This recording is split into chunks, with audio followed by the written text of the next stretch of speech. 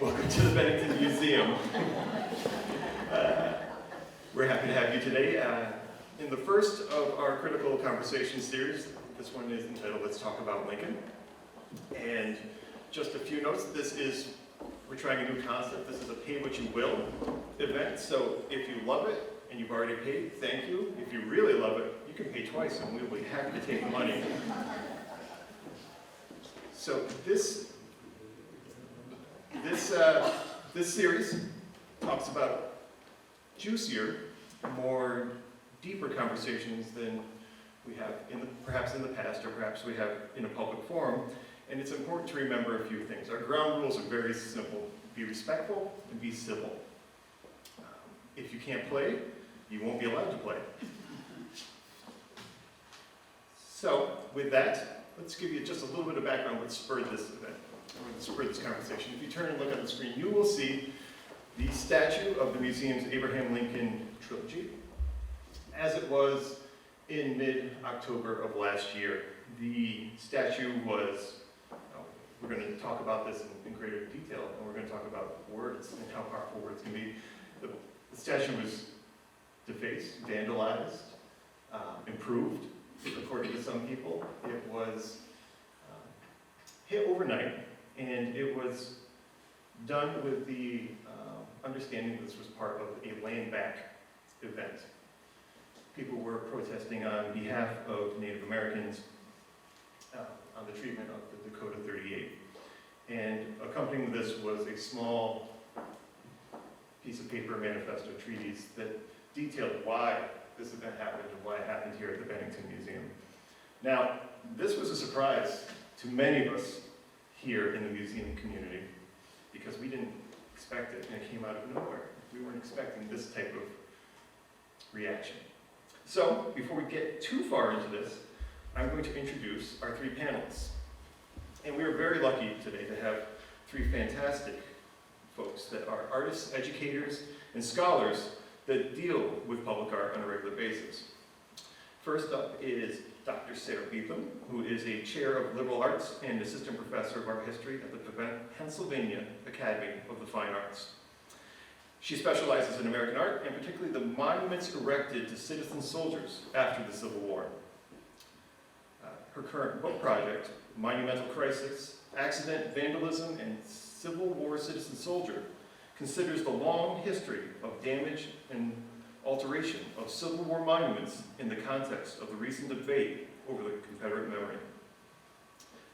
Dr. Bibim is a well-regarded scholar with a number of books. She has been interviewed extensively regarding her work on Civil War monuments and the current debate over the future of Confederate monuments in particular. So thank you and welcome. Shanta Lee is an artist who works in different mediums as a photographer, writer across many genres, and is a public intellectual whose work has been widely featured. She is the author of Ghetto Claustrophobia, Dreaming of Mama While Trying to Speak Woman in Woke Tongues, named the 2021 Vermont Book Award. Her current forthcoming collection, Black Metamorphosis,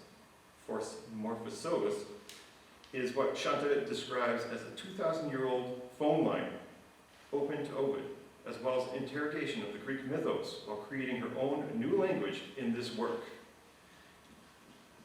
Additionally, it's really impressive, her exhibition, her multimedia exhibition, Dark Goddess, an exploration of the sacred feminine, is on view from now until December 9th at the Fleming Museum of Art, and it's one of the two go-to shows in Vermont today. Welcome. And finally, Bill Housley, who is a historian, preservationist, writer, and photographer. He was formerly director of the New Haven Museum and Connecticut Landmarks, where he cared for a number of house museums. Prior to that, he acted as a curator and exhibition developer at the Wadsworth Athenaeum, and organized shows including the Great River Art and Society of the Connecticut Valley, Sam and Elizabeth, Legend and Legacy of the Coal Empire, a project that spawned Colesville National Park. Bill discovered his passion for art, architecture, and local history, prowling around Vermont during his years as a student at the Vermont Academy and Middlebury College. By the age of 25, he visited much like a few of you, camera in hand, all 251 towns of Vermont. One of his special areas of interest and expertise is Civil War monuments, and during the monumental removal craze, he participated in many webinars and public discussions, and is generally pro-monument, and against, in his words, erasing history, even when it is potentially controversial. So please, a warm welcome to our three presenters today.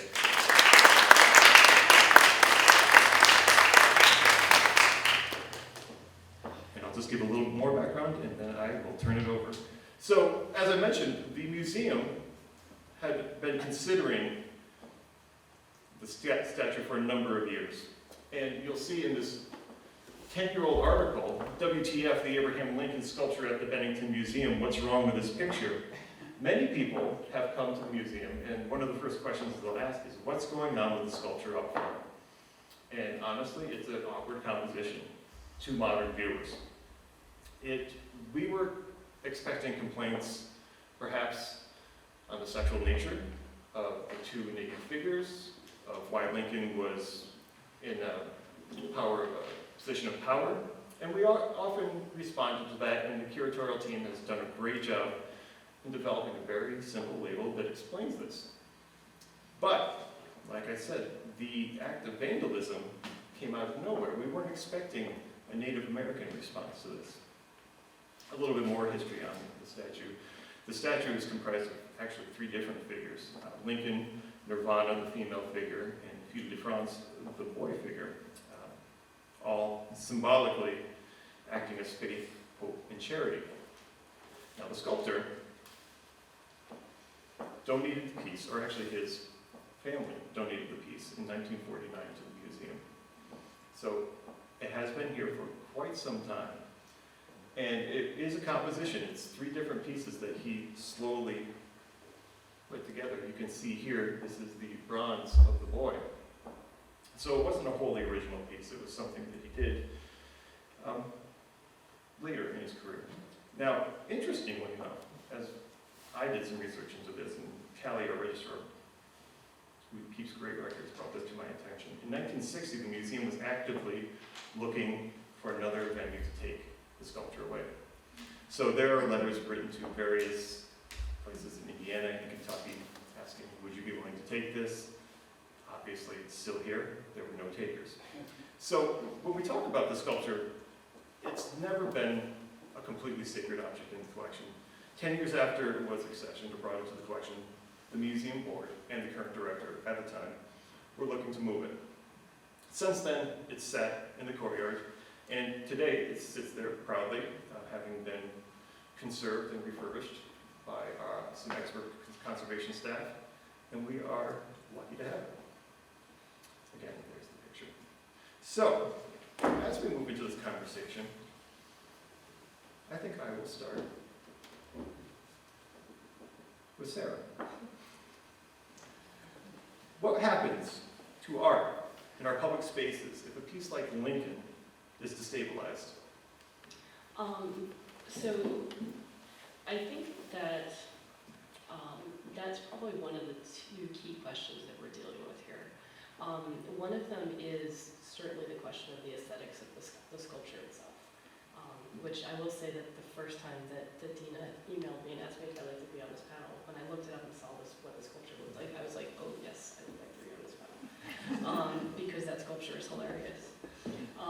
So, that's one of the two issues, is that the aesthetics of the work itself.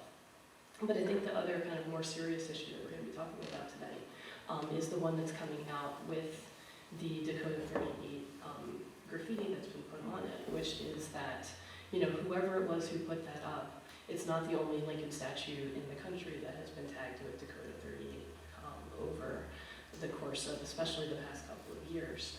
And what people who are doing that tagging are asking us to do is to really think about our history related to the conquest of Native American lands by going straight for one of the most sacred figures in American history. So, if you talk about guys in the 19th century, white guys in the 19th century, Lincoln is probably one of the best ones. And even he is, behind this real miscarriage of justice that took place when those 38 men and boys were executed.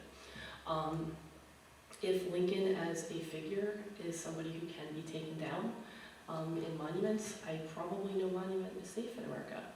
And I'm not necessarily uncomfortable with that. I think that it means that we have a lot of questions that we need to ask, and that we need to kind of like live in a space that's kind of uncomfortable. That makes me uncomfortable and probably makes all of us a little bit uncomfortable. But that it's a conversation that's really necessary, and one that we really need to pick apart and start thinking about. Great, thank you very much. Bill, you don't mind if I call you Bill, I hope. No, of course. Bill, where do you see it? Is there a line between a sculpture being a piece of artwork and being a piece of propaganda in some cases? Well, I guess all art has a point of view to some degree and reflects the culture of the time that created it. So, you know, I mean, it's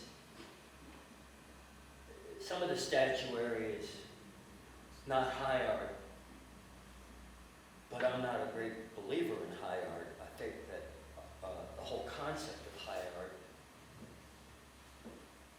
comes from a sort of an art historical template that judges things aesthetically as good, better, or best, and that very construct is potentially offensive.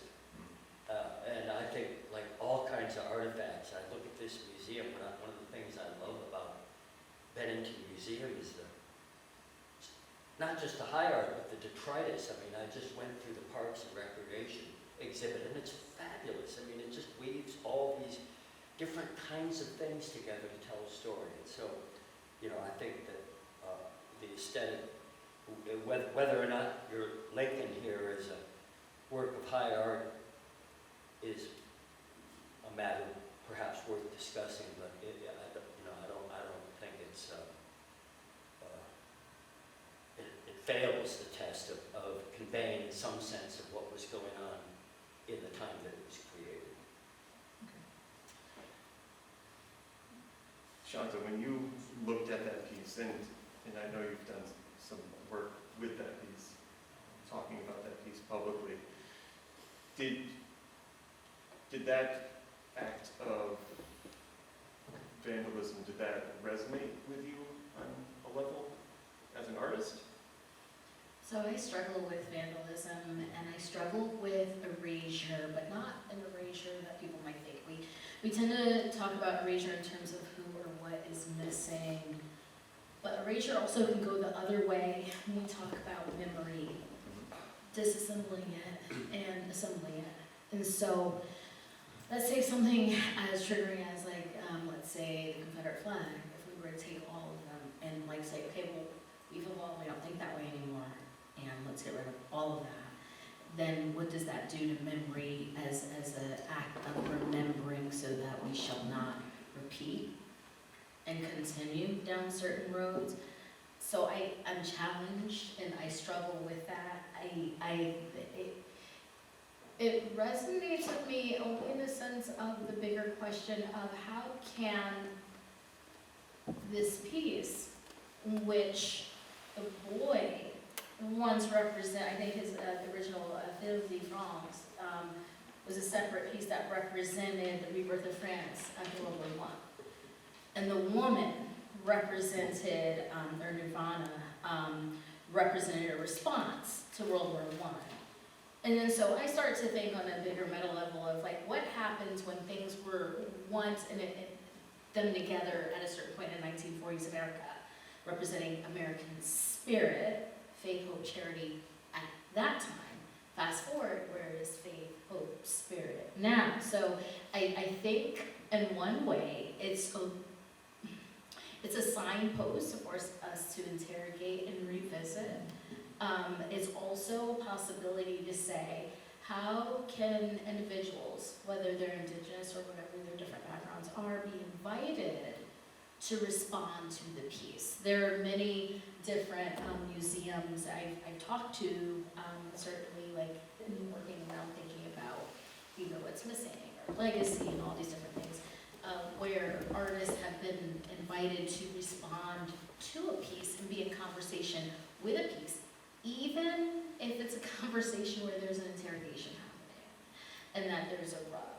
I also just want to pick up on something like the question of safety, right? Like monuments not possibly being safe, but then I ask, safe for who, what, when, and where, and what happens when you're the one in a body that was never safe on land that wasn't safe, which you could argue is everywhere because the history of land has a lot of layers and depth. So I would say it invites me to ask these bigger questions and how can this be an invitation maybe for conversation and going to the very uncomfortable places.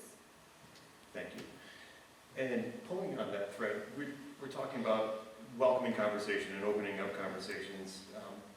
Bill, when we have a piece like this in the museum, and it does indeed have an act of vandalism happen, and we've often heard that many of these monuments, and I will let all of you respond to this question, many of these monuments have been taken down, and people say, let's put them in a museum and interpret them.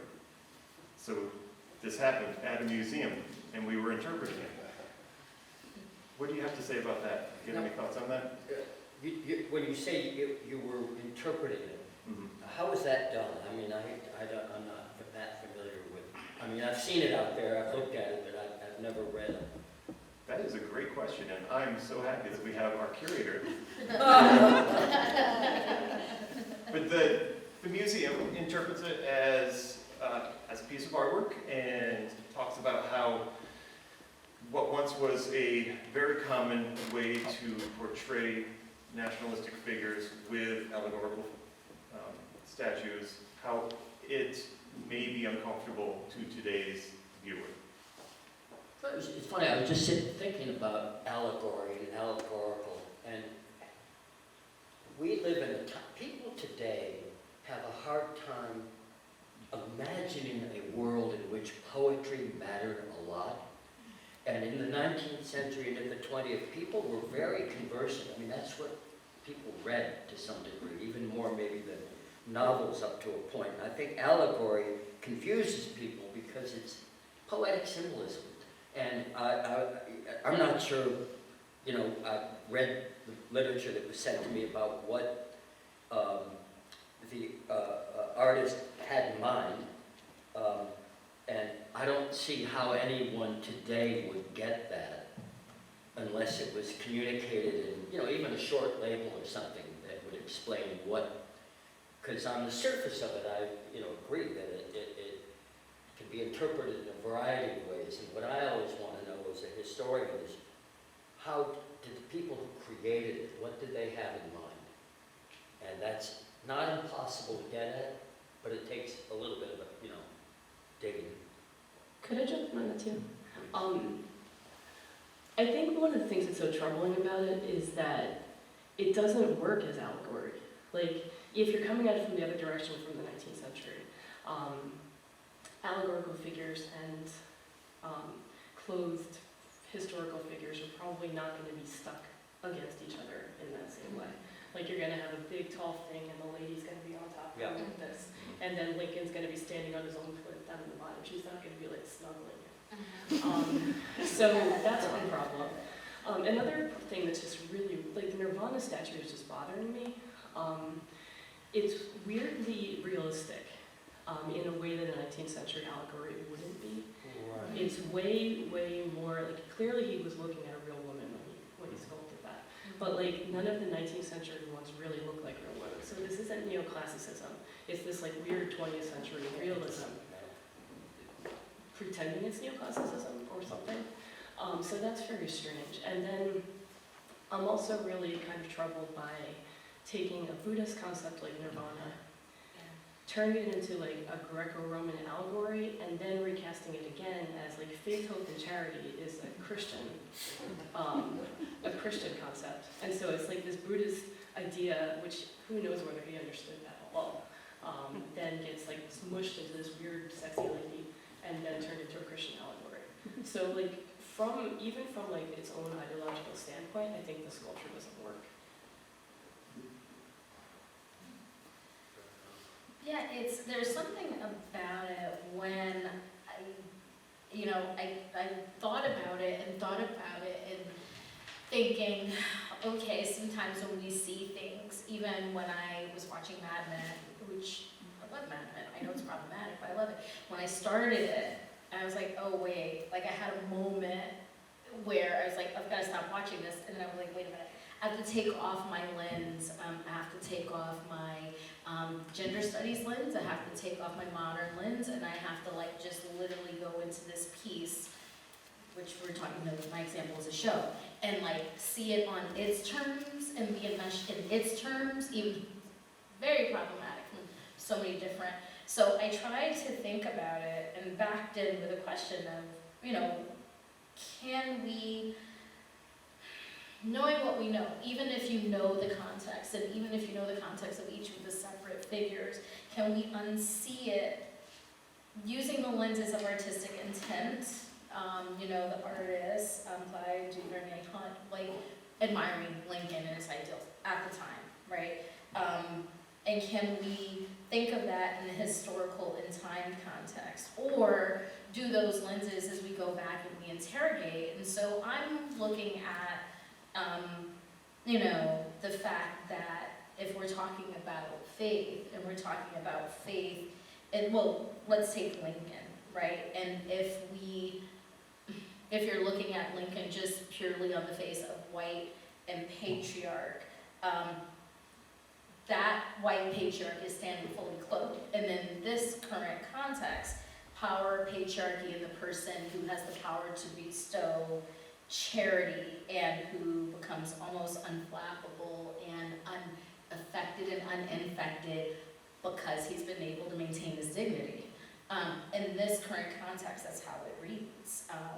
When I think about the positioning of the female figure, or even like the little boy, like if we take the little boy and think about some of the stats, I think I saw in 2019, more than 11 million children living food insecure. So I see a naked child in that context. Not to mention the unsafety of like sexuality and unsafe children and unsafe bodies, then that's not any kind of hope at all. If we deconstruct and look at Nirvana or Faith, who once was created as disillusioned of a war, what does that mean now? So a partially clothed woman who literally has her face upturned, you could read it as some kind of weird erotic bliss out of context. And you can look at her face being way too close to the privates of Lincoln, like just way snuggled in the configuration.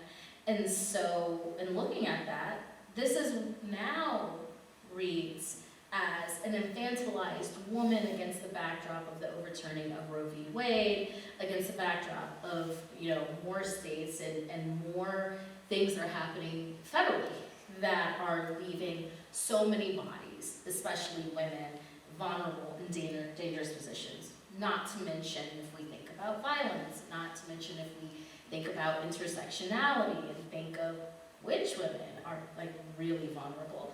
And so when I think about that, and even if we were to take the angle of like religion and Christian, we have a whole problem here. So for me, it's not even no longer a question of whether or not it works. For me, it becomes, well, no, so now we can't necessarily unsee it. And how do we think about it? How do we like really wrestle with it? Because I'm not a fan of cancel culture. If we're gonna cancel, guess what? Everything goes. All the museum, I'm dead serious. Everything on your bookshelves, any music you ever listen to, anything you watch, anything you're wearing, everything would have to go if we used the whole metrics of cancel culture. So it's almost easier to just erase something and say, okay, well, it doesn't exist, so we're gonna take that statue, take it, hide it somewhere in a basement, and just cloak it, because we're uncomfortable. Or you say, how do we emotionally, because some people might say, well, wrestling it with it intellectually is masturbatory. Okay, sure. But how do we emotionally and intellectually think about this and say, what was, like you, I asked those questions, what was the context? Well, what was the context, what was the intent? And then, does that still hold? And then that raises a bigger question of what do we hold ourselves now to? For anything, for myself, if I'm creating something, is it gonna still be true going forward? I'm not sure, I can't be in control of that, but like, raises this bigger other question of legacies. And how do we steer what was left, but then also, not so much if it works, but how do we engage with it? It may not work anymore, that's fine, but how do we engage with it for moving forward, for thinking with, and for being in dialogue with? Well said. So I think we've been inching towards one of the bigger questions, which is, why does this matter? Why do monuments matter to the people? Why do they hold such an interesting place in people's hearts and minds? And Bill, do you want to start off with this question? Yeah, give me a second here. I have a couple.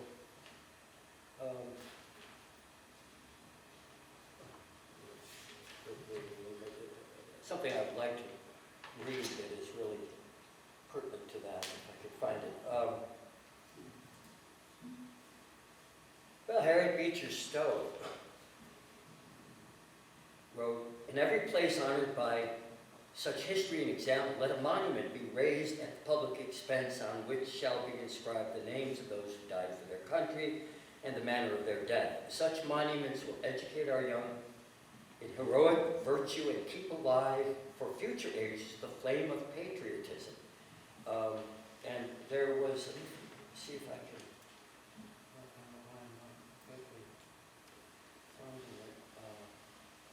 Waterbury, oh yeah, this is so great. This is, you know, one of the great things I love reading is the dedication. Every statue, every public statue generally was accompanied by a ceremony, and where there were speeches and even publications that would explain, what the purpose was. And by the way, every work of art represents, in my view, the triumph of aspiration over inertia. So the very fact that anything even gets made is sort of a miracle. And so when these huge public sculptures were created, these were really expensive, not always, but often very expensive, difficult to do, and they took them very seriously. And one of my favorite Civil War monuments is in Waterbury, Connecticut, and at the dedication, I think it was the 1880s, the Reverend Joseph Anderson observed that there is nothing that solidifies and strengthens a nation like a reverent reading of the nation's own history. A people that studies its own past and rejoices in the nation's proud memories is likely to be a patriotic people. We must remember that in the life of a nation, ideas are not only the only things of value. Sentiment also is of great value, and the way to foster sentiment in a people and to develop in the young is to have a well-recorded past and to be familiar with it. Let the young and old read the nation's history. Let them stand upon its sacred spots. Let them visit its battlefields. Let them study its monuments. And, I've been involved, you mentioned you started out here in Vermont. As Jamie knows, I'm kind of a gravestone nut. And I liked every kind of public art, architecture, gravestones, monuments, anything I love museums and I'll pay admission to see them. But the cool thing about cemeteries and monuments is they're open 24/7 and they don't cost a dime. You just have to open your eyes. And so I really love this stuff, and I think it's a blessing to have things of interest to look at that are attached to or connected to their environment, their place, and that represent kind of an artistic effort. I don't know.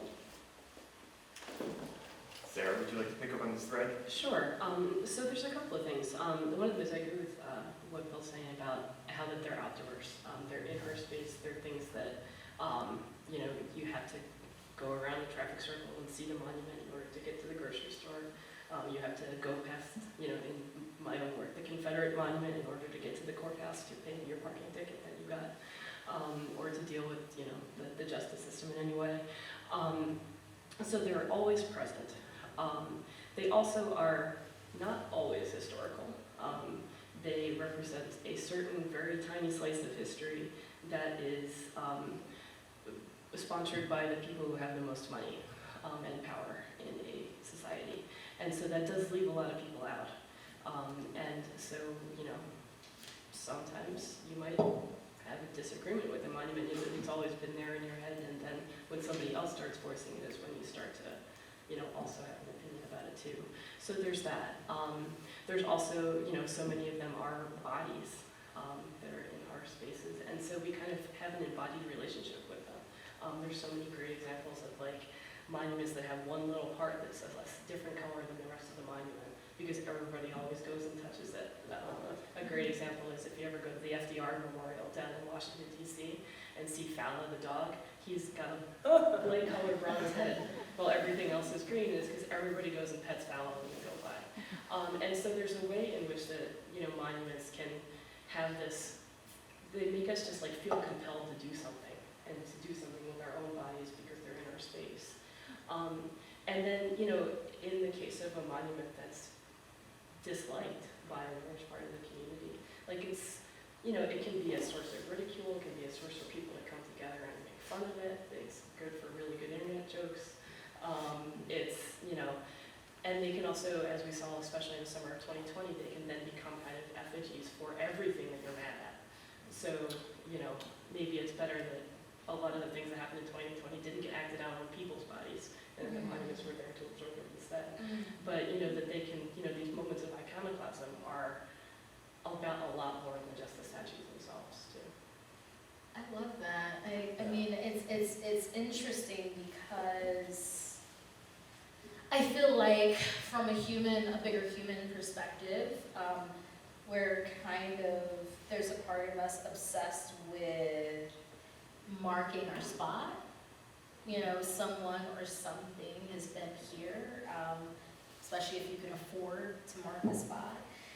There's a funny story, or not so funny story, archaeologists discovered one of the Ramses, who was known as the builder, because he built so much. Well, it was discovered upon, looking closer that it was actually his dad's, and what he did is, erased out, etched out, and, put his marking, and it's, over it. And there's something to think about in terms of it mattering, the idea, ancient Egypt were all over the world, people leaving legacy and what that meant.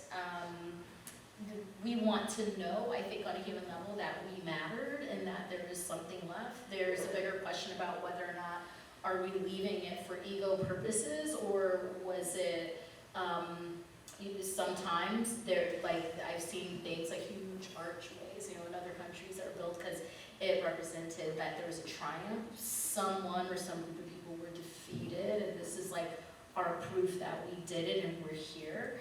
And that to me also speaks to, and maybe this is getting into a heavier place, but our obsession and anxiety as a species with mortality. And so to me, on one hand, monuments can play a very big role in bringing us together, marking a spot, but also speaking to the very human need of that someone or something was here and that they mattered in some way, shape, or form, for whatever that's being communicated with. And I guess the question starts to become, if it's not going to be monuments, especially because so many are being destroyed or taken down or moved, then the question is how, as a species or whoever, whatever we are, how do we want to think about how we matter? And what is that going to look like? Is it going to be through story that gets passed down? Or what is the next physical manifestation? Because memes do not last forever. And I think they're pretty goofy. But the internet, I hope doesn't last forever. But it's helpful now. And so when that's all said and done, how are we marking, and what is that going to look like, even though we cannot be in control whether or not whatever we're using to mark whether or not that's going to be offensive or something that becomes a dangerous proposition in the future. I find it interesting that you talk about story being the next thing that's permanent, but we're in a period right now where story is getting restricted. There's banned books throughout the country, so it goes to show that even that tradition can be impacted on. On your screen, behind me, you have relatively a famous photograph. This was the Christopher Columbus statue in Boston, I believe. And this happened 2-3 years ago, I believe. And as I understand it, much of this act towards attacking or vandalizing statues, a lot of it has a locus in Columbus celebrations.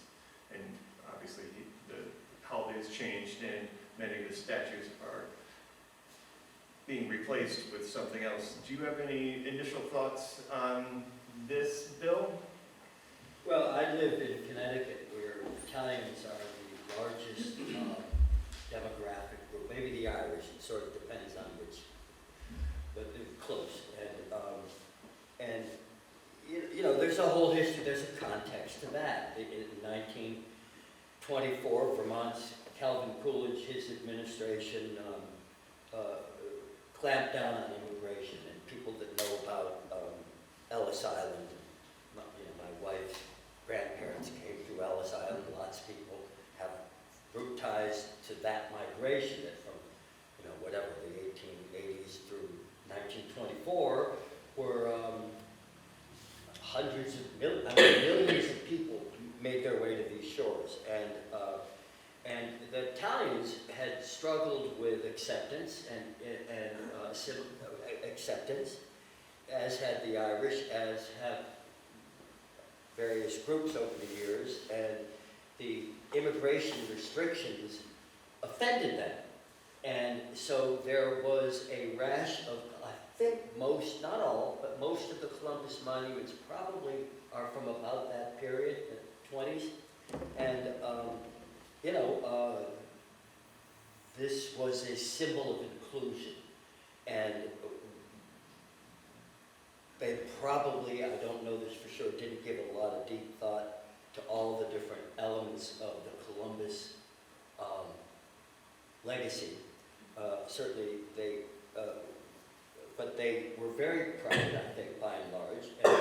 And it's not that long ago, and we had a Columbus statue removed in Hartford, and I wasn't happy with the way it was done. I feel like pause, think, discuss, and then act. But this was, kind of a mayor that jumped on a bandwagon, and the next thing you know, the thing was gone. And I don't think anyone learned anything from that. And one of the things that we were interested in doing, and I'm still interested in doing, is putting it back, actually, contextualizing it, but also, let some artists maybe have their way with how to reinterpret or there's lots of perspectives that can be brought, and the more, what was this line I wrote down? I don't even know where I got it from. Beware of simple-minded interpretations of complex events. And I felt that this was a complex issue that warranted more thought and attention than it got. Sarah, there's often an argument that public monuments are put in place by the winners. Sure. It's a projection of power. Mm-hmm. Maybe Columbus isn't the best example of that, but certainly with many Civil War monuments. Is it appropriate in that lens to remove a sculpture, or is it still an opportunity to learn and engage? Hard question, isn't it? Sure. And I should probably just out myself as generally being pro-iconoclasm in comparison to my fellow panelists. And I say that just from the standpoint of, in most of the public advocacy I've done, the position I tend to take is that the best outcome is when a community comes together, has a conversation about the thing that is bothering them, and then decides what they're going to do with it. And if that means as a community, everyone wants it gone and it goes, great. If that means as a community, they want to make some kind of reinterpretation of it or do something that makes everybody in town happy, great, as long as the conversation has been had. I think that's really important. I also kind of generally think that we have a finite amount of public spaces, and so if there's something that's really annoying everybody, and something better could be put there that reflects everybody in town, they should get to do that. And we shouldn't just keep annoying stuff around forever. Like Tilted Arc, Yeah. and it was removed. Yeah, Tilted Arc annoyed everybody, and Richard Sauer was annoying everybody on purpose there. Great years. Yeah. You know, in general, I think that if a community comes to a point that they'd like to take something down, as long as everyone agrees and as long as they have really good reason, I'm not against that. But will everyone ever agree? On anything? I mean, you know, I guess then, as long as the majority opinion agrees. But the absence, I mean, I love what you just said, and I think what really offended me about the Columbus thing was the absence of civic discussion. And this was not a heavy lift. Yeah. And we could have, overnight, convened something, you know, where you'd have, just like this, a panel discussion, and let the people decide a little bit. And I think there are, certainly in Richmond, Monument Avenue, I think they probably didn't have a deep discussion before they removed things, but they're doing it, and I think there was probably an implicit consensus that this was offensive. Right. One other thing to keep in mind, sorry to jump in, Please. but one other thing just to keep in mind when you're talking specifically about 2020 and the summer of 2020 is that a lot of the removals that happened quickly in the middle of the night were largely public safety measures. And I was on a couple of phone calls with various town officials who called me and asked for my advice on some of these. And it was basically, there was a point at which there was a Confederate monument in Portsmouth, Virginia, where people were taking sledgehammers to it, and it was one of those zinc monuments that's made together with lots of little pieces that are welded together. And so if you hit a zinc monument with a sledgehammer, it's going to come off in pieces. And a piece of that monument went flying and hit a guy in the crowd and gave him a traumatic brain injury. And so after that happened, I think there were a lot of people who were like, I don't want anybody to die for these things. And so decided that in the interest of the kind of emergency situation we were in 2020, that some things needed to go into storage to prevent people from hurting themselves. So that's, I think, one important kind of piece of context to keep in mind when you're talking about 2020 specifically. So behind me on the screen, we have a few pieces of sculpture. We have a small piece from the State of Vermont collection, the Battle Monument here in Bennington. And then I put this piece up to the right, which is in front of the state capitol of Albany. I went to SUNY Albany, still couldn't tell you who that was, passed him every day. But again, we're talking about projections of power, projections of winning. And I think that's Sheridan, or would it be? I was saying asking if it was Phil Sheridan, it looks like him. And we talk about how people engage with sculpture and people engage with permanence. Shanta, you actually talked about that, how people have this obsession to leave a mark. And when you look at these two pieces, particularly the Battle Monument, I mean, that leaves a mark, that celebrates something, but celebrates the battle that was fought in New York by troops mainly from New Hampshire, Berkshire County, Massachusetts. that's right. But more to it, it's, it's a weird reaction that I have going to it. It's the biggest piece, the biggest structure in the state of Vermont, correct? It used to be the largest man-made structure, but now there are wind turbines that it followed. Oh, great. But as an artist, how do you see people engaging with a piece that's that permanent that probably can't be torn down easily or can't be desecrated? And that is a question mark, because there's another slide later. I also think of it from a humanities perspective as well. Like, I feel like, some of my training, just some of it, because my background is like this, and all the different areas, I feel like the question is, well, who or what is missing from that? Like, if it's the celebratory of the winner, who typically was the winner, and then now we have a problem, because even, for example, growing up in New England, I'm originally from Hartford, Connecticut, and I went to school there and all that good stuff.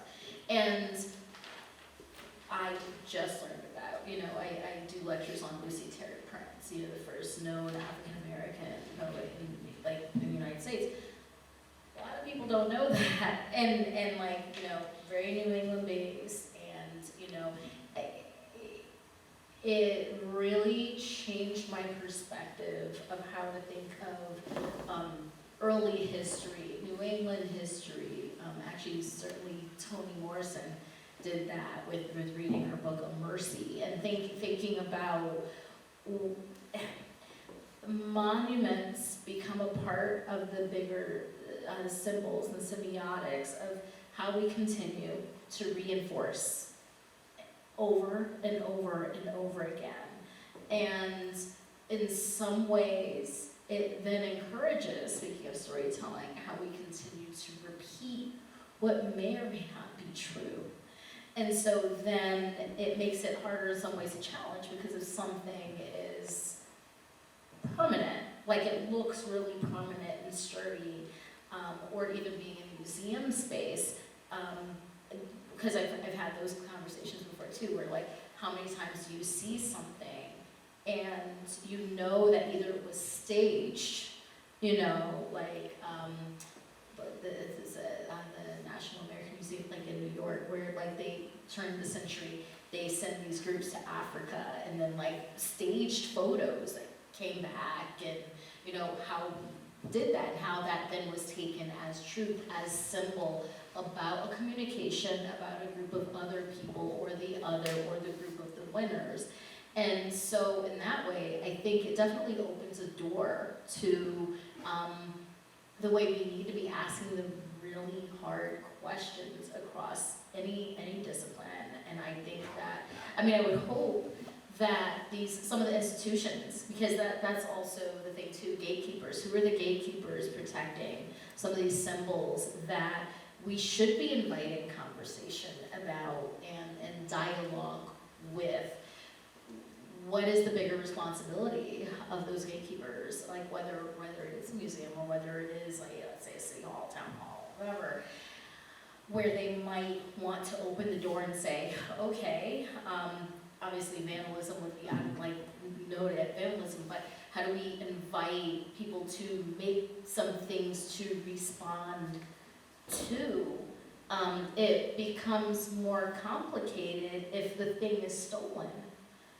Something that, like, what's the obelisk, the needle, things that were taken from other places and then brought here, and wherever, you have the Elgin marbles, Getty, you have the Bennington bronzes, and in fact, there's like one of our museums in the state is dealing with how to navigate to get that Bennington bronze back to the space of prominence. And so when you have that other layer of something that wasn't originally supposed to be here, and it got, it's traveled, then what do you do with that? And then what is that conversation? And then what is that conversation when it has to go, when it should go? And then how do you fill the absence that's created by that too? Because it's very complicated. It's a very complicated living thing. So I come at it with more questions and say, well, what's the invitation, and how genuine can we make the invitation so that people can feel that they're included to be able to participate in this exchange? I don't know if I answered the question. That's all right. That's why it's a discussion. Bill, if we're having those discussions, how do you feel, who should be the leader? So these are particular examples because they're in front of their state institutions. Should it be the state? Should it be the community? Should it be other institutions like, say, museums or community outreach? Leadership is so fragile and fugitive. I would say that probably it's a blessing any time that it actually exists on these issues, and not to keep dwelling on the Columbus thing, but and there was no vandalism involved, but if somebody vandalizes something and you immediately take it down, then you're rewarding the vandals. And and that may eventually be appropriate, not to reward the vandals, but to remove something. But for God's sake, couldn't we have had where was the leadership on the discussion? Now, the mayor, who made the decision to remove the Columbus statue, could just as easily have said, look, this is pause, think, reflect, let's have a civic conversation. Those kinds of conversations are rare, I would say, and yet necessary when there's any kind of controversy involved. I think people are naturally conflict averse. They don't want to talk about difficult things, and so it's, you know, there we go. That's a difficult thing. What's going on there? So this image is actually from the Ukraine, and I brought it up because public art is ephemeral. I mean, it shifts, and you know, we have a great example of public art being removed in the Ukraine because of nationalistic feelings, but in 2004, there was a big movement in the Ukraine to change statues from previous Soviet statues to something that represents Ukrainian people. And of course, with the fall of the wall, we see that too. So I think, and I want to ask Sarah this, when you're confronted by someone saying, this has been here forever, it just belongs here, part of the fabric of the community, and being on the side of a preservation aspect of it, is there any time where, how do you counter that argument? Yeah, I mean, exactly what you just said, public art is impermanent. You know, we think of it as the opposite because it's made out of bronze and granite and, you know, all of these heavy materials, and we have terms like set in stone. When we say that something is set in stone, it's going to be there forever, right? But public art is impermanent. Like, all of the research that I've done, like, I certainly have a chapter on vandalism and iconoclasm, but my other chapters are on, like, car accidents and tornadoes and hurricanes and people moving statues because they wanted to put a parking lot there and it was too close to City Hall. And, you know, and then what happens when some town just never ever puts any money into taking care of their statue and it's just like its face falls off, which happens all the time. And so, you know, we want to think, like, at the moment that somebody says, gee, this is bothering me and it's kind of ahistorical, maybe we should remove it, and then everybody shows up and says, no, it must be there forever. Like, where are those people when all of the above is happening? So, you know, we really do change our public spaces all the time. This is something that happens all over the world. Like, it's great not to just look at the United States when you're thinking about these issues. You know, post-colonial India, they had to round up all of those statues of, you know, various British muckety-mucks, and they're all in, like, one park that's all, the weeds are all coming up, for instance. There's all these, like, Queen Victorias with weeds between them. The Soviet examples are great. And partly Soviet art is funny, and when you take Soviet art and put it in another context, it can be very funny because it's so bombastic. And so there's examples of, like, Memento Park in Hungary, for example, where all of these weird Soviet sculptures have been taken, set down on the ground, and so people go and, like, stand in front of them and, like, do the same pose, and then post it on, like, Twitter or whatever. And so there are so many examples of people realizing that something needs to go and then figuring out a creative solution for it. And then, you know, at the end, you know, all of us are going to rot away, including all of our monuments, you know. There's only so many things left over from ancient Greece and ancient Rome. Those things that we have are special, but, you know, when Caracalla was, you know, erasing his brother Gaeta from existence and destroying all of his sculptures, he wasn't saying, oh, public art is permanent. There are so many examples of ways in which we're constantly revising and rethinking our public spaces. So, you know, certainly any moment where we're going to do this, we have to do it in a measured way and have conversations and really think about what we're doing. But it's not so sacred. And nobody's going to die if we decide to take something down. You know, sometimes it's good to allow space.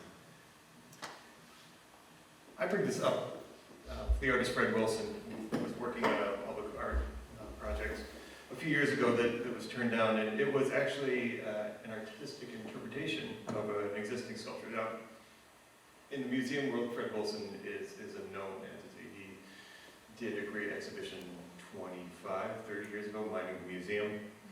Amazing, very, very prolific and popular visual artist, and in a nutshell, and I make anything that I misstate, that's my fault. He was going to interpret the chained slave figure on the left into a celebration instead of just a figure that was kind of worshiping at the altar of democracy, but it was celebrating itself. Now, I want to talk to all of you about this. When an artist reinterprets a piece, what kind of license are they given, especially if they're dealing in a public space, and who are they responsible to? Do you want to go? I do know a bit about this, so I guess I'll start. I think in this particular case, the critique and why this didn't end up getting made was from the Black community in Indianapolis, it was. And basically what they said was more or less like that they didn't want to get a slave figure taken and reinterpreted. What they wanted was a new figure. Like, you know, they didn't want to see this kind of really painful, you know, this is a gigantic monument that you can walk up inside of it. It's very, very tall. I've done it before. It's covered with art all over it, and there's one African American figure on the whole thing, and that's what the position that he's in. And basically what people in the community said was like, this is painful to me, and I don't really want to see it celebrated in any way. And so that's why the project ultimately got canceled. And so, you know, one thing that I guess the artists should be careful about is, you know, whichever the community that they're trying to help and celebrate is the thing that they're doing actually helping and celebrating that community. Yeah, I think that's a really big, hard question, because I know for myself, it's like even there's a lot of questions about, even in writing, you know, across all of it, the play and replay of trauma, and to what degree, like there's even a debate going on right now, like even with when Bridgerton came out, like in the representation of people of color, whether or not it was historical accurate, or can people of color show up in those spaces and just be living a life and engaging joy, as opposed to being reminded of X, Y, and Z. Which does then raise a bigger question of what license do you get as the creator, because do you have to be beholden to so for example, I regret it to this day. There's a line in one of my poems that I changed because in the editing process, as the book was going across, and I was thinking, oh yeah, people are going to come for me, and even though I'm talking about an ancestor, I feel like I may have license to say whatever I was saying in that line. Oh no, I don't know if I want to deal with that. And so I changed it. I will never do that again. And I think I have to just take the risk. But it was something in thinking about the current moment and social justice and the social justice elite. I just come at things a little bit differently, and I wonder to what extent we're going to allow that at the risk of offending, at the risk of maybe causing potential harm, because we never know if we're causing conscious or unconscious harm. It happens. I kind of liken us all to being in bumper cars, but you just have to be ready with your first aid kit if you become aware that you've caused something. But in that context, can creativity or even response, even dialogue, can the uncomfortable conversations happen if we're so afraid whether or not we're going to be saying the right thing? Great point. And I've been in so many uncomfortable conversations and uncomfortable actions towards me in my personal space and bubble, and at the same time I'm like, okay, that happened. You know, if I'm in the mood, we can talk about it. If I'm not in the mood, I'm just going to ignore it and say, okay, this person actually just rolled up and they touched my hair, or they touched me in some way, which has happened. I have endless stories of that. And how do I, navigate, deal with it? And at the same time thinking, wow, can we just be in a space where we all we're gonna F up. And we're not gonna get it right. We're not gonna have the right language. And if you're in the creative flow or process, at least me speaking personally, I'm not necessarily thinking, is this right? Or it's like, I'm in that process of trying to be in some kind of communication with something else that's calling me. And can we allow for that? And also allow for space to fumble as we're trying to make sense of it. That's what I worry about, because I feel like we can get in so much trouble and then say, okay, cancel. How do we make space for that fumbling? We're gonna fumble. And we need that space. Intellectual friction is the foundation of new ideas, where new ideas and innovation comes from. And if you spend all your time interacting with people who agree with you about everything, you're not going to learn as much as if you actually interact with people who don't agree with you. And I think it's, I keep getting back to this, that bringing people together, finding some kind of harmony in these difficult situations, maybe can only happen if there is cross-current dialogue, where there's a debate, argument, discussion, and I think that's critical. So we're going to go into the rapid round. The lightning round. So we did some crowdsourcing. We read our comments on our Facebook page because we put this out there, and this is a good reminder, when you post something on Facebook, it's there forever. So I'm going to read a few comments, and this is the opinion of the public that we serve, and how do we respond to that, or how do we understand the place they're coming from? So this is a very common one.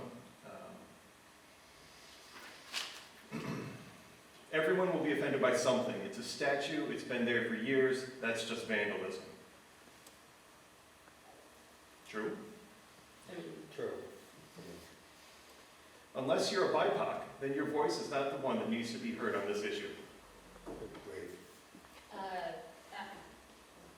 I'm not touching that one. I don't consider myself a BIPOC. I don't know what that means, but Thank you. I just, see, we need to make space. We need to make space to have these conversations because there's already so much divide. And at the same time, I respect when someone says, no, I don't want to talk to certain groups of people or include them in this voice because they've already been taken over the conversation. So I can see the tension in that. Yeah, and I think maybe I would say, I've asked myself that question because I obviously spend a lot of time on monument advocacy, and I think that maybe part of allyship is showing up in spaces where you're going to be legitimate and talking to people who wouldn't hear the message otherwise. And I want to be clear, we're not making fun of these comments. They're legitimate comments that came to us. Maybe instead of defacing or vandalizing someone else's art, they should create their own art to stir the mind to thought on issues they find controversial. And I think you've all spoken to that. Yeah, it works sometimes, it doesn't work all the time. I mean, there's a place in Talbot, Maryland, where there's a Confederate statue, and they put up a Frederick Douglass statue next to it. And I feel like Frederick Douglass doesn't deserve that. He shouldn't have to stand next to a Confederate forever. He wouldn't want to either. So, sometimes that works and sometimes it doesn't. And sometimes the recontextualization does not fix the original problem. I also think too, though, it's all about whether or not someone feels that they're able to. Were they ever invited? Do they feel like they have the ability to create something? What does that even mean? It's just and then to start in mind, what if that person or those group of people did not feel inspired to or invited to do such a thing?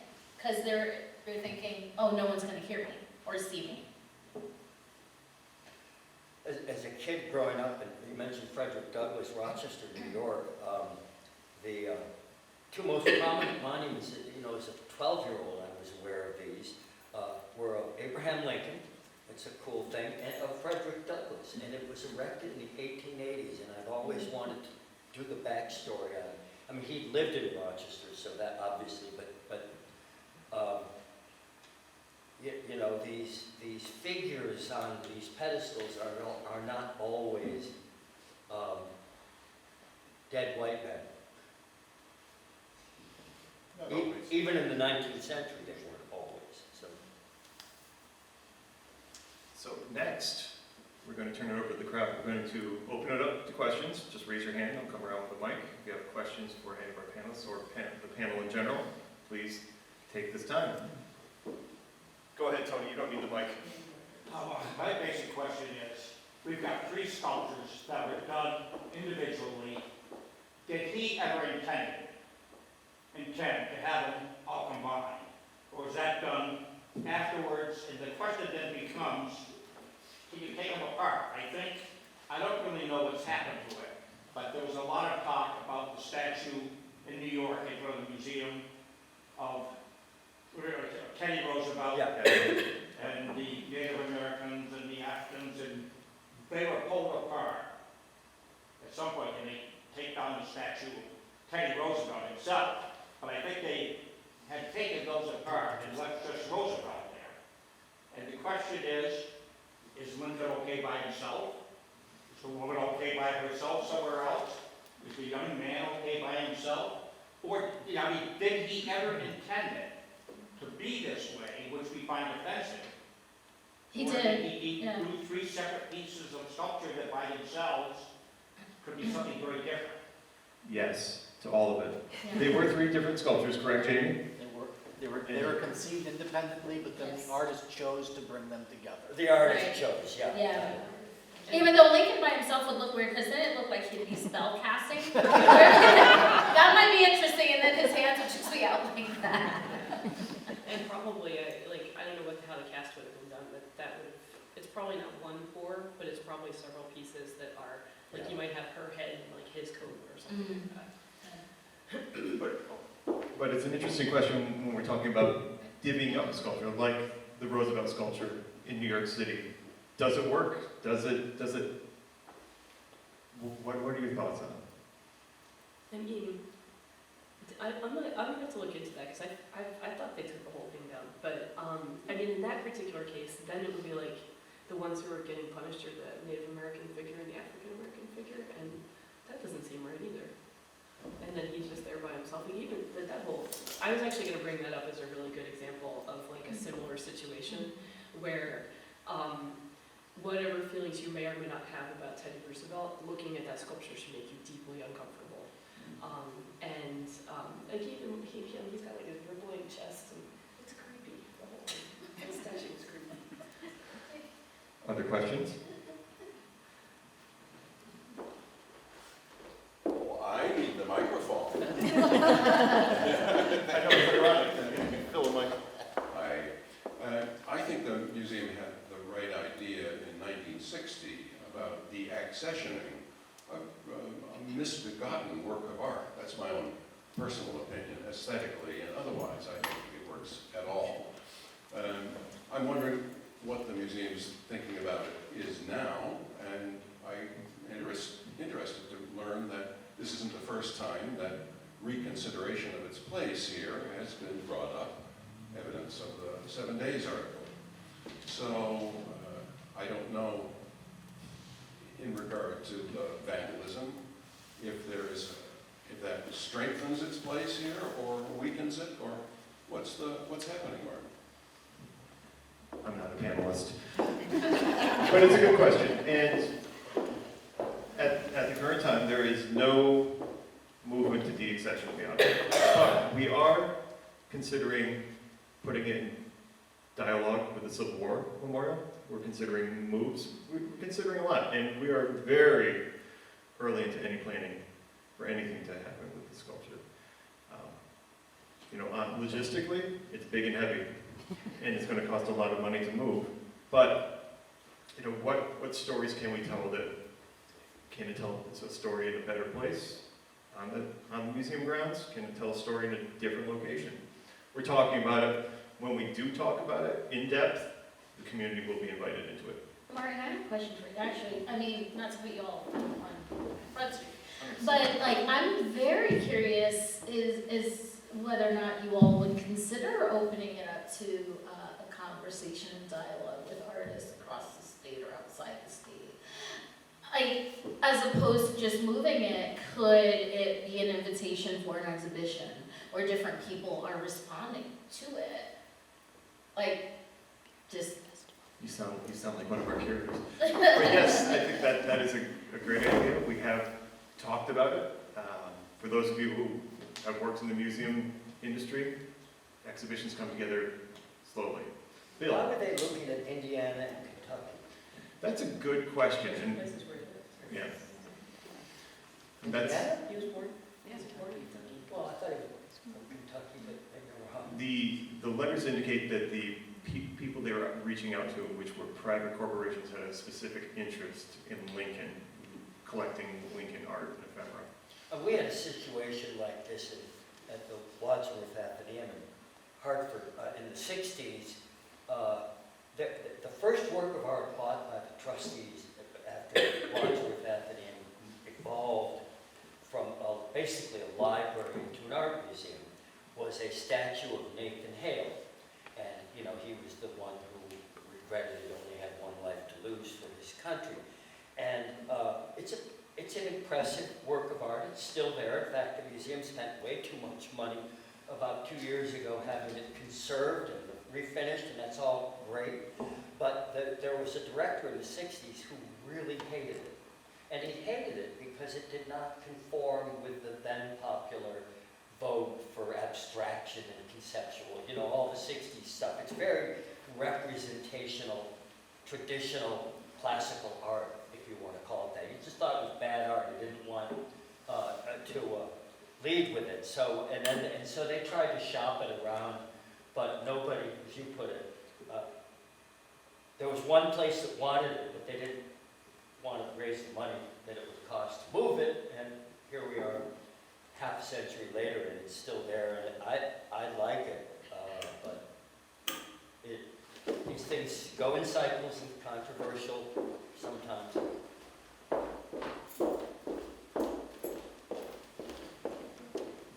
One of the things I'm taking away from this, from all of you, is the importance of is the importance of having dialogue or using a piece like this for community dialogue. Do you know any examples of places where that's been tried and I don't want to say works because it's going to be really fraught with all kinds of things, but do you know any place or any method by which those conversations can be convened with different parts of the community? Yeah, I could give you one kind of imperfect example that I think can speak to like how this is messy and why it's maybe good for it to be messy. And it was in Demopolis, Alabama. And it was, I think, in 2017. So it was after some of the Confederate monuments had been taken down and some of the other ones were still up, but it was before George Floyd in 2020 happened. And this was a Confederate monument that was in the middle of a traffic circle. And in the middle of the night, an off-duty cop, so a cop, and I'm pretty sure it was a white cop, smashed the monument. He ran his car into it and knocked the monument down, and it landed on the ground, and it's shattered into a million pieces, so it's a Confederate statue. And so the car accidents give you these really interesting flashpoints for this kind of thing, because nobody's necessarily doing anything about the monument before that, and then the thing that happens is a total accident, so, you know, it causes this crisis and everybody has to deal with it. And the solution they ultimately ended up coming to was not putting this figure back up or making a new figure, just putting like a column on it and then adding a very small inscription that changed it from a Confederate monument to an all wars monument. So it's like kind of and the Confederate inscription is still there, so it's kind of like, you know, from my like Yankee liberal from New Jersey standpoint, it's not probably what I would have chosen, but that's like what they came to. But the really interesting part is that in the context of all of those conversations, it's a town that's about evenly split between white and black residents. And there was a great Washington Post article about it where a lot of the white residents were like, man, we did not know how much our neighbors really hated this Confederate monument. Gee, it never would occur to us. Well, meanwhile, a lot of black residents were like, gee, we did not know how much our white neighbors really loved this Confederate monument and still really cared about this thing. And so, you know, even though the ultimate solution was kind of like inelegant and a little bit all over the place. The fact that people got to have that conversation meant that they got to know something about each other. That maybe if that accident never happens, a lot of the stuff would never have come to the surface. I want to piggyback on that too, because there are so many different models to use for facilitation and conversation and dialogue. But one of the things that came up when I was on the panel, I think it was like last fall, and some of the work I actually got to do with the Fleming Museum and putting together my own exhibition, I wanted certain items out of their collection in dialogue with my photography. And some of the items on purpose, I chose not to be on display. Because they, like the mummy, the Benin bronze. And one of the things that we talked about in the symposium was the decision, whatever way that they're going to come to that decision to repatriate, to divest themselves of this bronze and send it to its origin point. That was not an end point. And so I would offer that a conversation, it's like what I used to teach parents about how to talk to their children about sexuality, a long time ago. It's not just one conversation. And it's not like, okay, we had this conversation, moving on. It's how do we think about it? How do we think about the conversation as a part of a bigger process? The conversation is not an end point. And that conversation actually, speaking to another project that I'm involved with, it will take so many different forms, the exchange and the dialogue, and to be open for that and to be ready for that surprise. That it's not going to look maybe like this, it may look a little different, and it's going to have to last for more than just a conversation. I brought some pictures along. It's not necessary to look at them, but I'm interested in documenting any situation where a community has really made an effort to reinterpret something or to have a conversation. There are lots of different ways of going about this. One of my favorites, and it's interesting, till about 10 or 15 years ago, I'd never really been south of Williamsburg or Richmond. And I always wanted to see Savannah, Charleston, and other parts of the country. And when I first went down there, a museum colleague said, oh, if you go to the plantations, you're going to be horrified by the, what do they call it, the crinoline and magnolia approach to history, and that it's all unreconstructed. Well, I just felt what I saw witnessed was exactly the opposite. And one of the underreported stories, I think, is the degree to which, it's never perfect, the reconciliation is hard and continues, but the degree to which, how can I put this? When I was a graduate student, you could fit all the literature on African American history and art in your glove compartment. There was nothing, almost nothing out there. And the museums that were well positioned to do something about that, because they either had context or content, had done nothing. And in the 40 years since, it is astonishing. I mean, there are literally hundreds of instances, and including monuments, and I'm going to use an example, instances where the formerly missing element of African American presence had been either excluded, ignored, or erased. And the capital South, in some of these southern cities, I mean, you go to Texas, Austin, Columbus,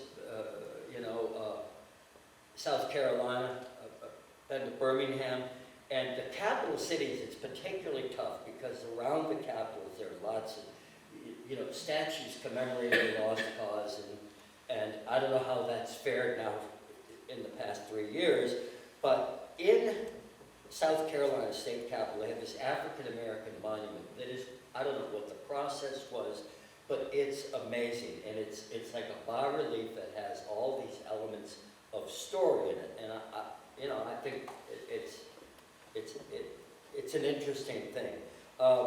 In Texas, the Briscoe Center for American History, the University of Texas had a statue of Jefferson Davis on campus. And they pulled it indoors and have done, I think, a magnificent job of telling the story of why and how and really contextualizing it. So, I mean, these things are complicated, but I'm always hopeful. I actually want to say something with that. Let's see, what did I do? Some years ago, and I was kicking myself because I was like, I didn't realize I could do this, but I went to go see some plantations. I went to go see some plantations several years ago, and building on that, but even thinking about your point when you were talking about literature, like the missing gap of literature, I like to think of the perspective of what are we not seeing and how are we trained to see what we're not seeing or seeing within a landscape. So something like literature, and something I've started looking at is like, there's a lot of information out there, and it has been out there for a long time. It's just a question of how are we defining that, and in what packaging is it coming in. And so, seeing, whether it was seeing those plantations or seeing, I think I was kind of just miffed, because I was like, well, I want the authentic, original standing X, Y, and Z, and that's not always the case. And so, like, thinking about the landscape, also thinking about some of my Southern heritage. One side of my family, I go right in Georgia, go right to the cemetery.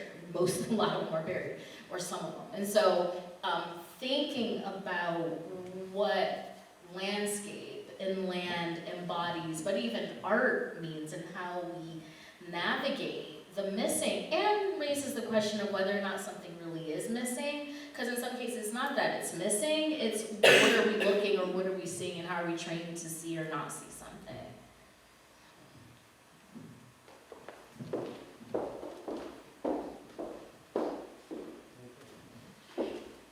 You know, thank you for all of this. Thank you for arranging it. You know, this is something that I think I've even talked to you about it, that I've thought about it for a long time. You talk about, you know, what are we not seeing? One of the things I think we haven't talked about that I'd like, you know, is what does that statue say about the community? What does it say about the Bennington Museum? It's the first thing you see. It's the biggest thing you see. What does it say about the town of Bennington as right at its gateway to where all of our visitors come, you know, to a particular place? Should those things even be considered, you know, in a way? What I see with that, I'm not even going to call it a monument, because I think it's a sculpture, basically. If it was a monument, the only part of a definition of monument that it seems to qualify for is commemorating an individual. It does not commemorate a place. I'm not aware of anything that Lincoln did here. And I'm not, or it doesn't commemorate an action except maybe by remove, because so many Vermonters went to fight and died and all of that. You know, so I think those things are really important, because I do think that the purpose of art is to establish values. And I think that is the role of artists, is to establish, both by criticism and by championing, the values that we as people want to pass on in conversation to each other and find. There's one other thing I worry about. And what I worry about is that I think it's totally appropriate that we have this high-level conversation about that. But is this a form of greenwashing? You know, by now elevating that particular sculpture, by bringing so much, you know, intellectual capital and value to it, that, oh, well, we should have this. And we're a very small audience. How many people are we actually reaching here if this is an important discussion, and where and how does that happen? So these are all the thoughts that are going through my mind. Again, I think it's very interesting that it's separable. And I think I end up with one question. It's probably for you, Martin, is, has it been appraised and what does it mean? Could you auction it? The museum doesn't offer appraisal services, nor do we discuss the value of objects. Play one. Is it insured? Oh, that's And interesting. what is it insured for? The museum does have an art insurance policy. Oh, oh, But it may not be in a rider. So that's a non-answer, and I want to know why it's a non-answer. that's interesting. Because I'm not going to discuss monetary value Why? policy.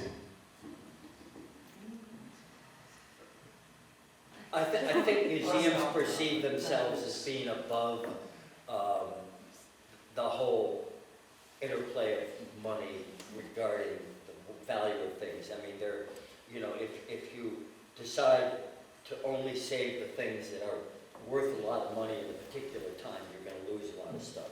And you know, museums generally, even though museums do deaccession things, hopefully, they don't do it to raise money for operations and other things, which as much as that's needed, it's a kind of a red line that you're not supposed to cross. But go ahead, no, Well, nothing's worth anything unless somebody's willing to buy it. Well, somebody will buy anything. I wanted to throw another monkey wrench in here too, though. And that's that, if you were to have a public auction for something like that, who would buy it, and would you want them to have it?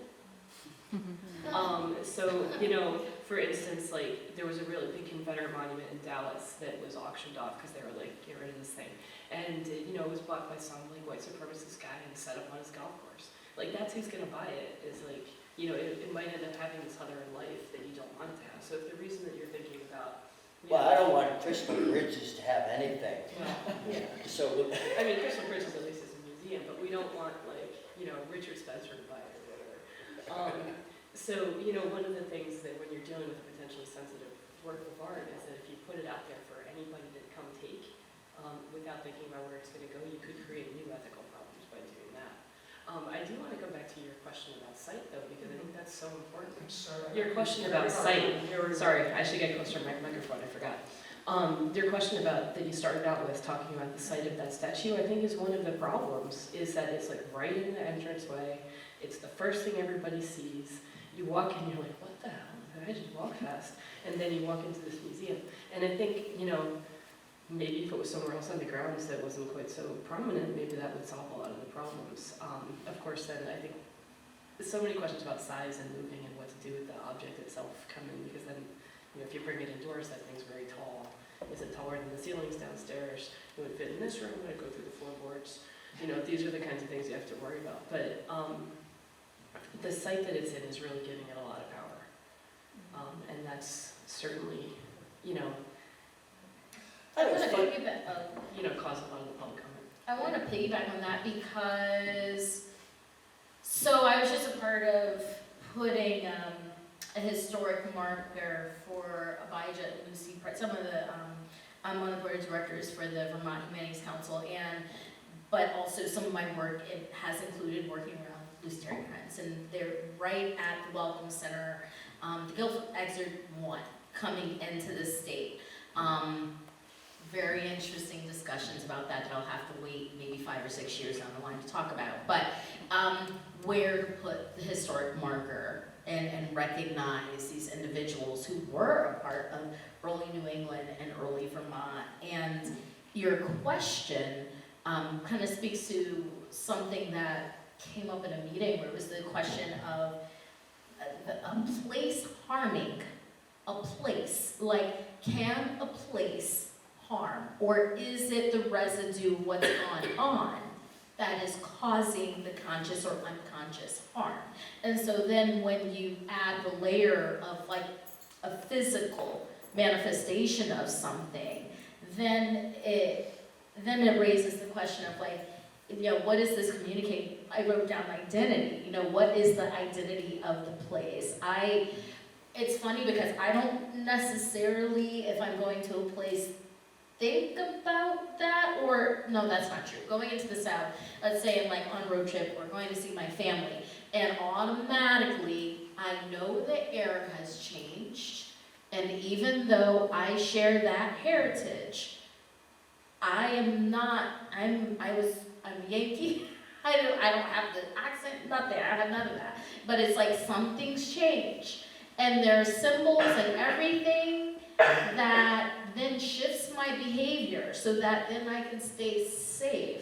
And it's very interesting, so then it does raise this question, even the positionality. Where do you put something? And then whether or not what the community it feels communicates about its identity and who it says it wants to be. But I find rarely there's such a gap. Like, when we say, even among human beings, but like, let's take the state of Vermont, I think it is trying to work out who it says it wants to be, especially in terms of diversity, inclusion, equity, and accessibility. However, there's still the gap, right? And I think this is just a representation of that. I personally, I like Bennington. There's something strange that feels, I don't know why, probably because of the triangle and people disappearing and all those spooky stories.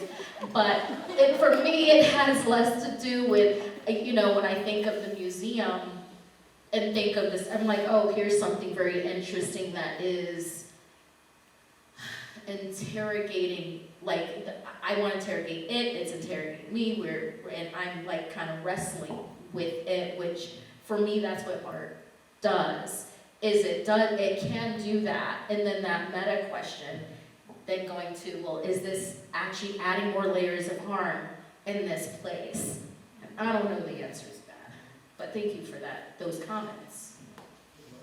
Before the monument removal movement, as I call it, I've been visiting this museum for a long time, and I think in the years past, maybe if I try to remember a first encounter with Lincoln, it was just to say, oh, that's different, and everything inside this building is different, which is why I love it. And the Bennington Museum is one of the most place-conscious museums in America. It's not everything about Bennington and Bennington County, but it's so much so. And you get the impression, whether it's Grandma Moses or the pottery or the Vermont, all the furniture and things from provenance, that's part of the beauty of this. And not to pick on crystal bridges, but look, there's nothing on display. I haven't been, so I don't know. But there's almost nothing on display there that is from Arkansas. So the whole existence of it is an act of appropriation. And I'm not somebody who says everything should be repatriated to where it belongs, but I wouldn't be here if I hadn't been deeply moved by the fact of loss when I was a young person in Vermont, realizing how fragile the cultural material of a community is. Architecture gets remodeled or destroyed. Artifacts that have sometimes been in a place for hundreds of years wind up at auction, and the next thing you know, they're flying out the door and the provenance lost. And to me, one of the when we travel and when we explore and experience places, I'm just not that interested in going to see some other community's Picasso's. Picasso's fine, but what I want, when I'm in South Carolina or Tennessee or Rhode Island, I want to know, what's the local stuff? What's the cool stuff that you've got that tells me about your place? And this museum really does that job. And part of the reason that Lincoln is there, I think this has been mentioned, but Clyde Hunt was the less famous nephew of two of the most important gifts Vermont ever gave to the nation in terms of art, which is, William Morris Hunt Richard Morris Hunt and his brother William. And so the family had root ties here. And that is probably why then weren't the descendants who donated it? Mm-hmm. Correct. Were they Bennington people? I don't know off the top of my head. But the point was that this was, one of the Vermont first families of art, and this was one of their productions, and that's probably a part of why it wound up here. Is that fair to say? I would say that's fair. Yeah. I actually want to piggyback too on something that you asked, which I think is a really key thing, because I think one of the dangers of, and I'm guilty of saying this, or intellectual wrestle, I do that for hours with all the people I But there's a danger in that, well, what are you gonna do with that? Like, when you ask the question about, is this greenwashing?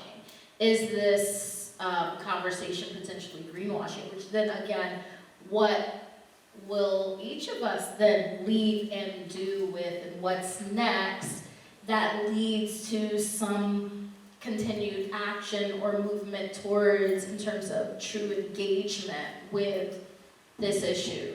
So I think that's, I just want to acknowledge that, that's so key, and that's super important. Like, so what, now what? We've talked about this, we've wrestled, we've been nestled here, wrestling in the middle of a burning world. What will you do next?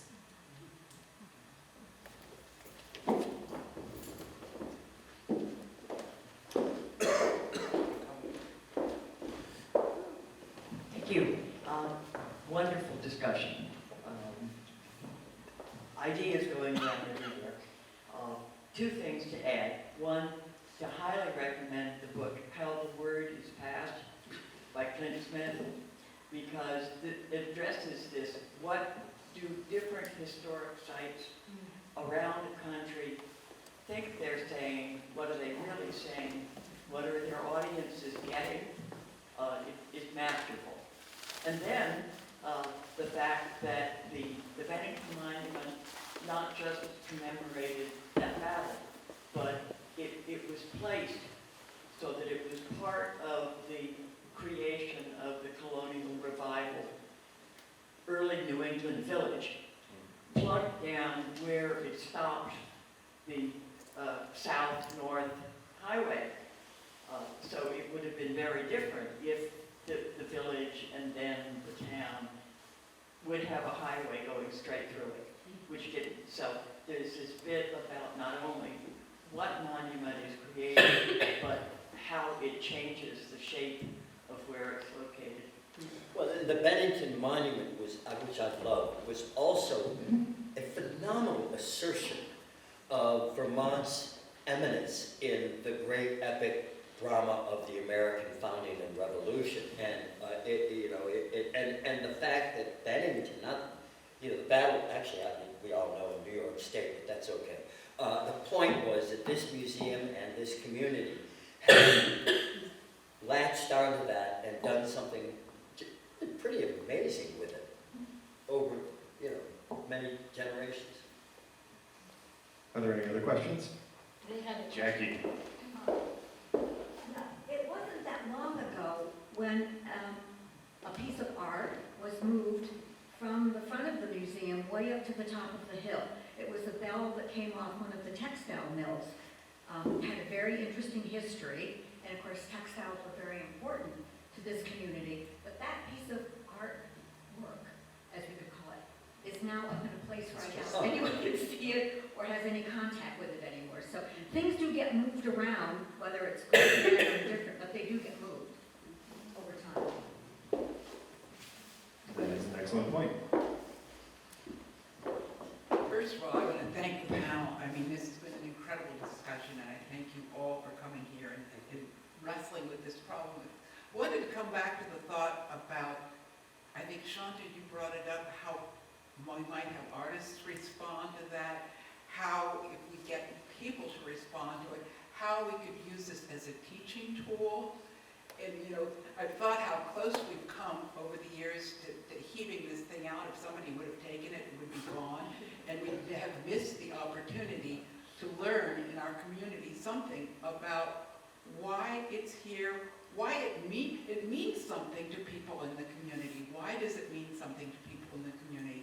These are discussions that are well worth having, and I hope that it's something that we can do as a museum as we delve in and try to understand ourselves as a community that has depth and diversity, and we start to hear the voices that maybe we haven't heard in the past.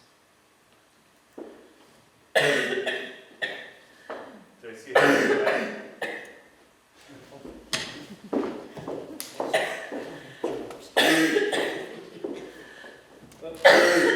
Maybe another water somewhere,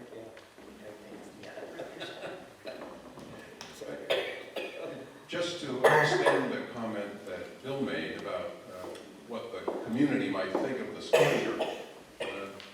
was struck during the rededication of our Civil War monument by the remarks given by a man of the cloth, the chaplain at our local veterans home. You will recall, if you were there, that he dwelled at length on Abraham Lincoln. And the figure of Lincoln that he conjured up was the one that I see represented in that sculpture. So I think there perhaps is a lot of community feeling that respects or identifies with this figure and his abolitionist connection to the history of Bennington and Vermont. I think that's part of the background. It was in the speech that was given by the chaplain. So my opinion must be weighed, my personal one, against community expressions that perhaps have not yet been mentioned here. Is the Civil War monument you're referring to the one in the front yard Yes, here? yeah. Which is phenomenal, by the way, but yes. I have to actually piggyback. I think I hope I'm not getting this wrong. There is a professor who wrote a book about the problem. Basically, usually Vermont pats itself on the back for being so forward-thinking with enslavement.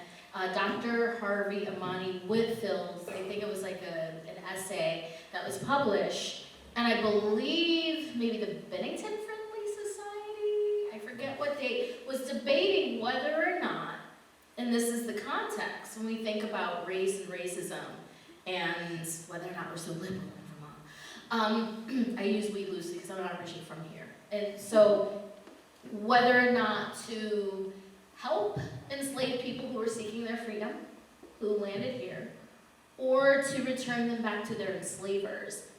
And I think there were some primary sources that an ad made, someone who was seeking their freedom, an ad ran in a Vermont paper. So I think it's very interesting, that context, is there are other layers of context in which we misunderstand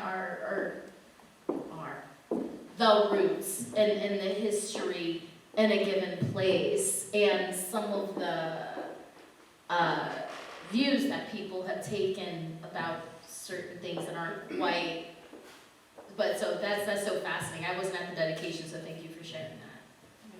And I think I'd like to say too, because I think this might have been going back to the first question Martin asked me, was just that the critique of Lincoln that's coming from that Dakota 38 tag is a really difficult one, I think. And I think that there's a way that you can grow up in America and really just love Abraham Lincoln. And I think I've been raised the same way. I think the first book report I ever wrote when I was in first grade was on a book about Abraham Lincoln that my dad gave me to read.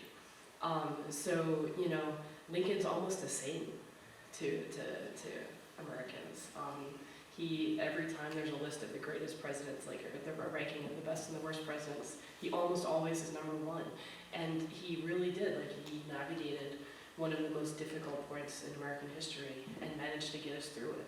And while he was doing so, wrote some of the most beautiful pieces of political writing that have ever been written about America.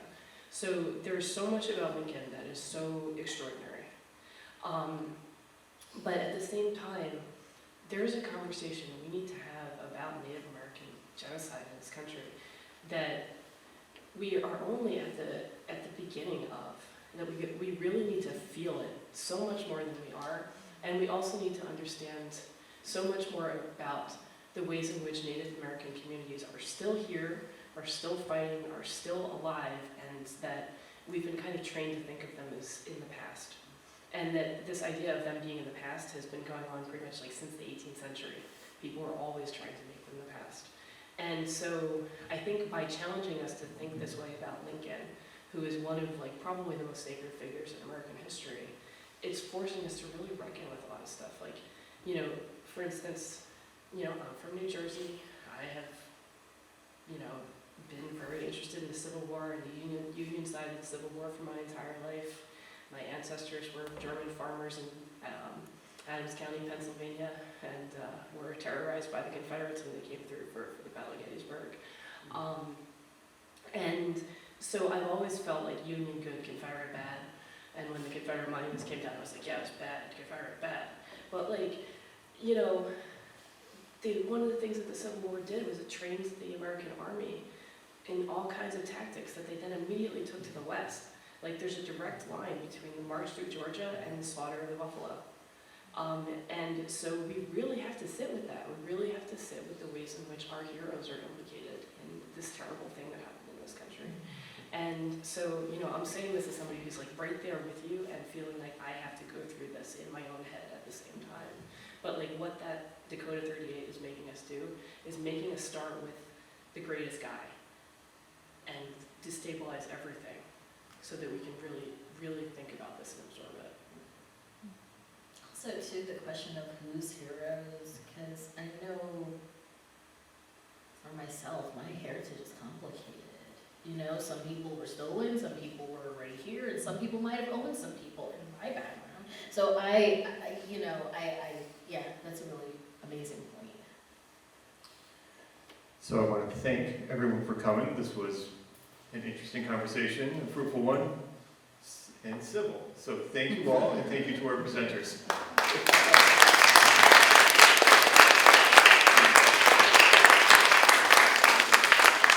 And if you're not a member, become a member of the Bennington Museum. Thank you very much.